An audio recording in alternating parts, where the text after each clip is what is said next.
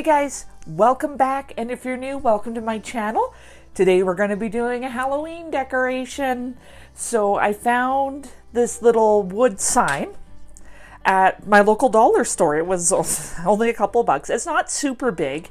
It's 13 inches length, 6 inches across, but I bought it about a week ago and I've been trying to figure out what to put on it. I know I could have got a bigger one at, say, like Michael's or another craft store, but this one really caught my eye because of the price. So I've decided I'm going to paint it and then put some vinyl on it, and I'm going for a Friday the 13th theme. Now, the reason I'm doing that, and I think I've mentioned this in a previous video, maybe, every year my husband dresses up as Jason Voorhees. Now, my husband is a very tall, well-formed man. So when he opens the door, he fills the doorway. And it's quite amusing. The little kids, they're not expecting it.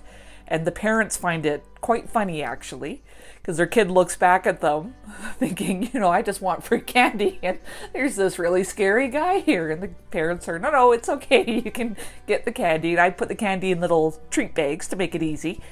So the parents love it. The older, especially the older boys, your typical 10, 11, 12 years old. Oh, I'm not scared of you, but in fact, they really are. So we get a good chuckle out of it every year. I've even had parents, when I've answered the door for the trick-or-treaters, go, oh, is this Jason's house? So he's well known in the community. The first year we did it, our neighbor at the time, their kids were still at the age of trick-or-treating, and my husband opens the door and they look at him. Hi, Brian. My husband's name is Brian. So they knew it was him. As I said, my husband's very, very tall. So you can spot him easily in a crowd. One of the reasons I don't mind going to busy places with him, if I lose him, I just have to stand on my tiptoes and, oh, there he is. But enough of that. So we're going to paint this, get some vinyl on it, and hopefully it'll be a good little sign. I'm probably going to put it on my door, and anyone walking their kids to school or, walking their dogs, or typical neighbors doing neighborly things, are probably going to notice it and be like, oh yeah, that is Jason's house. So let's get started. Okay, so we're going to get this painted. 2 colors, white and black.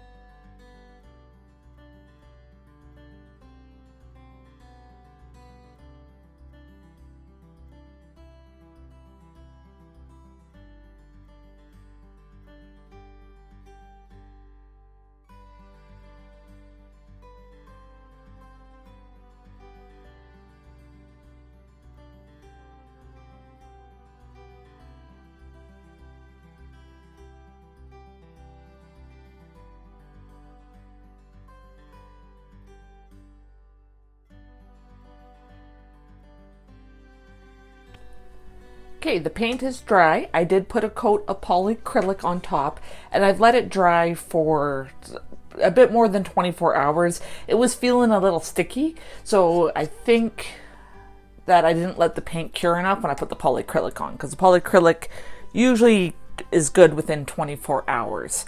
But let's get our vinyl. You can see I've got it cut out what I'm going to be doing. So these will be easy to weed. Let's move the sign off to the side. And you can probably guess what this is going to say. So the red is Oracle. I want to say it's the 659. Not seeing it, but it should be. I don't buy the temporary vinyl.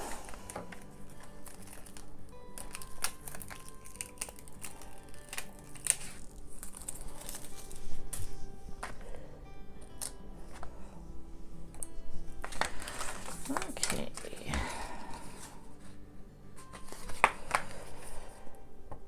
And both vinyls weed very nicely.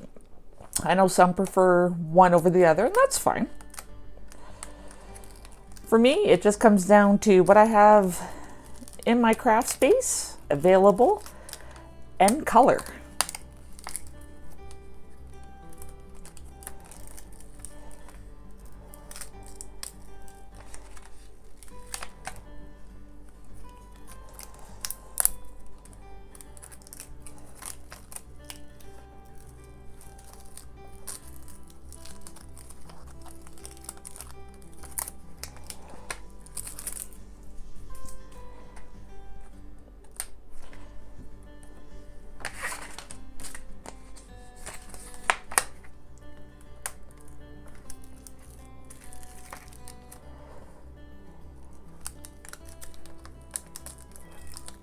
I got a cat meowing at my door.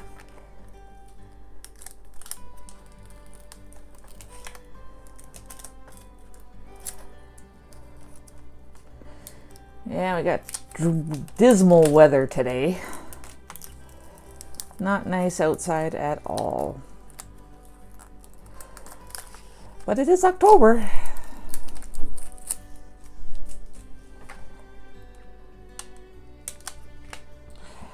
So we've got Camp Lake Crystal. If you didn't know, that is the name of the actual camp. It's not Camp Crystal Lake. It's not Camp Crystal, it's Camp Crystal Lake. So let's get the white one weeded.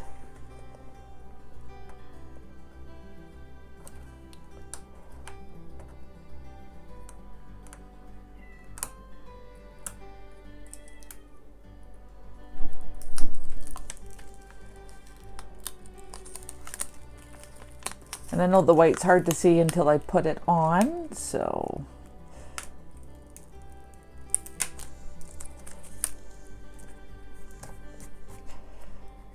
Had some dried paint on my mat. Pick up those crumbs.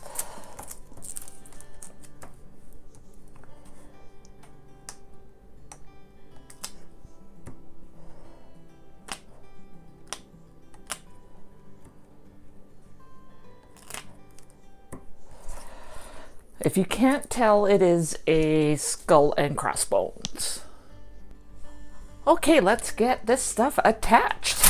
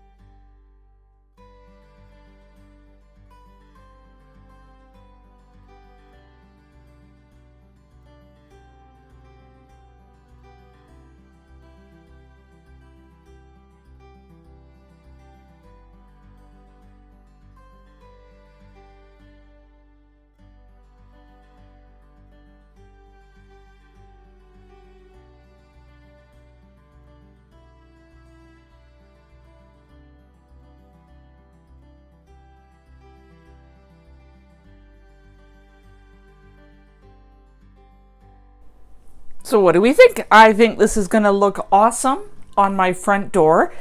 I wish it was a little wider, but because I did the red on the white, like this should be easily readable from anyone walking down the sidewalk. No problem. Added the skull and crossbones, almost like, you know, a local, after all the bad stuff happened. Added that on the bottom, like, beware, don't go over there. But yeah, I'm really happy with this. And you don't need to use permanent vinyl. If you are good at freehand or you have stencils, you can just use stencils instead. I chose this font because it looked kind of like paintbrush strokes. So, and yeah, I think it turned out really, really good. I'm very happy with it. So thank you so much for taking the time out of your day to watch this video. I really appreciate it, and I appreciate you. Until next time.